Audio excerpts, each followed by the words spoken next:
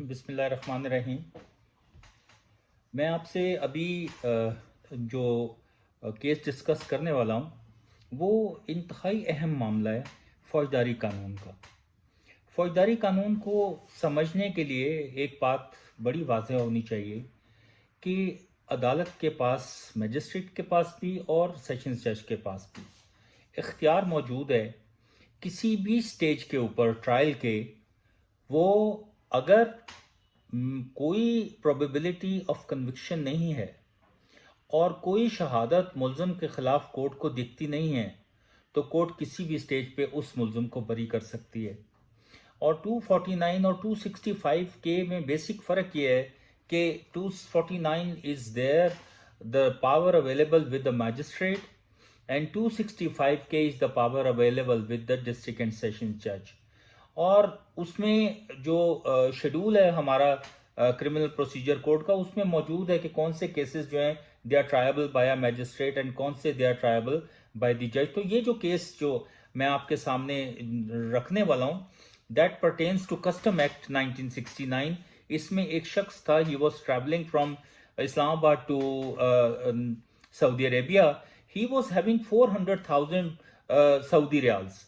अब 400,000 Saudi riyals का मतलब ये है कि जो करेंसी और करेंसी रेगुलेशंस है 1947 के, उसके तहत आप $10,000 से ज्यादा पैसे पाकिस्तान से बाहर नहीं ले जा सकते।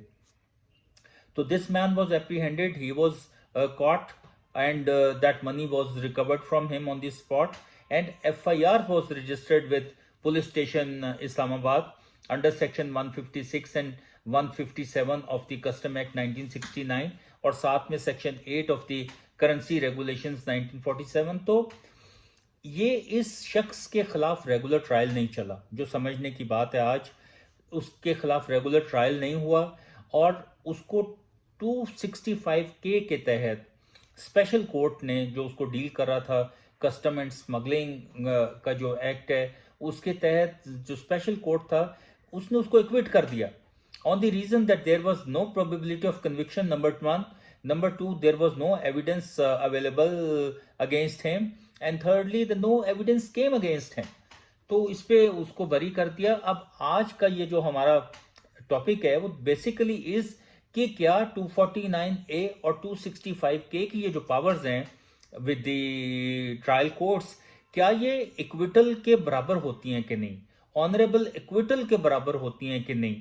अब इक्विटल का मतलब ये है कि जब शहादत रिकॉर्ड हो, नंबर 1, 342 का बयान रिकॉर्ड हो मुल्ज़म का ये बताने के लिए कि उसके खिलाफ ये झूठा मुकदमा क्यों बना या ये केस उसके खिलाफ क्यों आया।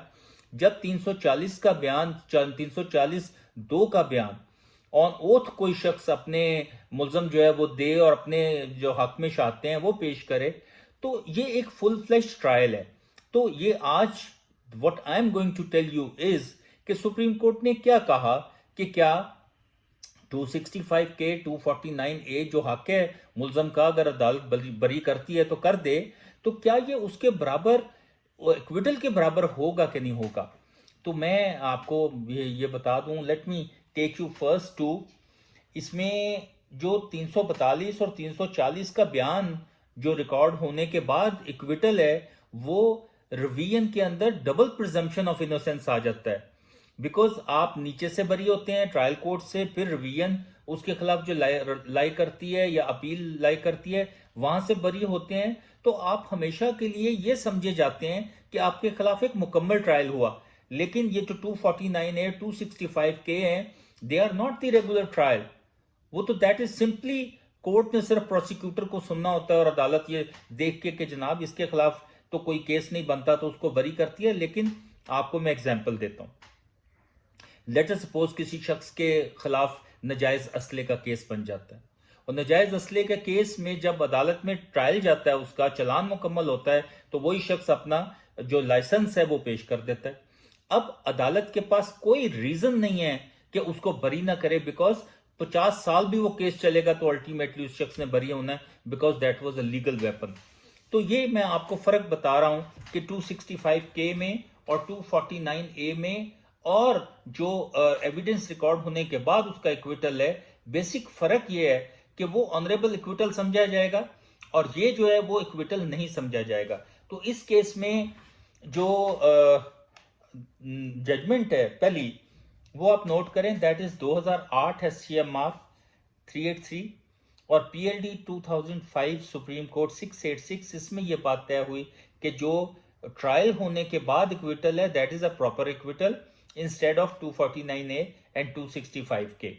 अच्छा, इसमें दो जजमेंट्स और आप देखें कि 2005 SCMR है 1544 और PLD 2004 298, ये भी इसी बात पे डील करती हैं कि without recording a complete evidence a court can not come to the conclusion. हाँ, यहां पे ये बात ध्यान में रखें, 249A और 265K सिर्फ उस वक्त ऑपरेशन में आएगा जब अदालत इस नतीजे पे पहुंचे कि किसी सूरत में सजा का चांस नहीं है, किसी सूरत में।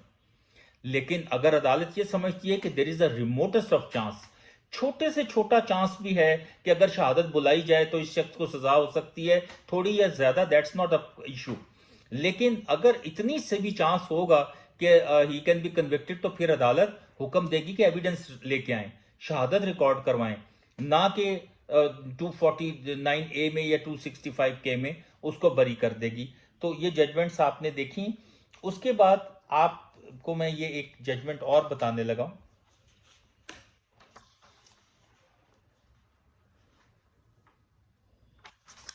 That is PLD 2004 396। इसमें भी यही रेशो तो तय हुआ, लेकिन मैं आपको यहां पे एक्यूज्ड का बता दूं कि एक्यूज्ड ने वहां पे डिफेंस क्या लिया। 265K में बरी होने पर उसने जो डिफेंस लिया, उसने कहा कि जी एक तो मैंने दरखास्त दी हुई थी स्टेट बैंक ऑफ पाकिस्तान में कि मैं 4 लाख जो सऊदी रियाल हैं वो लेके जा रहा हूं। सुप्रीम कोर्ट ने उसको डिस्कार्ड किया कि एप्लीकेशन देने का क्या फर्क होता है, एप्लीकेशन इज नॉट समथिंग कि जिसकी वजह से आप 4 लाख रियाल साथ ले जा सकें, नंबर 1। उसके बाद उसने ये कहा कि जनाब मुझे ये पता ही नहीं था कि $10,000 से ज्यादा नहीं ले जा सकते। अब ignorance of law is no excuse, you ought to know. अगर आप 4 लाख रियाल साथ ले जा रहे हैं तो यू ऑट टू नो, किसी से पूछें, आप पता करें कि whether you can take this much of currency abroad और नॉट। तो ये उसके खिलाफ चली गई बात। और तीसरी उसने ग्राउंड ये ली कि जी मैंने तो खुद से ये पैसे जो है अथॉरिटीज के हवाले कर दिए थे कि जी मैं लेके जाने लगा था लेकिन अब नहीं लेके जा रहा, तो ये आप रख लें। सुप्रीम कोर्ट ने ये भी बात जो है वो दैट वाज टर्न डाउन। तो इस केस के अंदर ट्रायल कोर्ट ने उसको 265K में बरी किया, हाई कोर्ट ने रिवीजन में अपहेल्ड किया वो 265K, क्योंकि हाँ there is no probability of conviction in this case. लेकिन अल्टीमेटली ऑनरेबल सुप्रीम कोर्ट ने दोनों ऑर्डर सेटिसाइड किए और सुप्रीम कोर्ट ने कहा कि नहीं, ये 265 का केस नहीं है, यहाँ पे देयर इज एवरी पॉसिबिलिटी कि अगर इसके खिलाफ एविडेंस आएगी तो ये साबित होगा कि this man has committed an offence. तो ये कस्टम एक्ट का मैंने केस आपको वंस जो 1969 का है, I have explained you today कि फौजदारी कानून में what is the importance of 265K and 249A, but the acquittal under by passing through the entire trial, that is a very proper one। और यहां पे ये this thing has been determined by the honorable Supreme Court of Pakistan। ये मैंने case आज आपको custom act का आपसे शेयर किया, उम्मीद है कि you people would appreciate it। Thank you very much।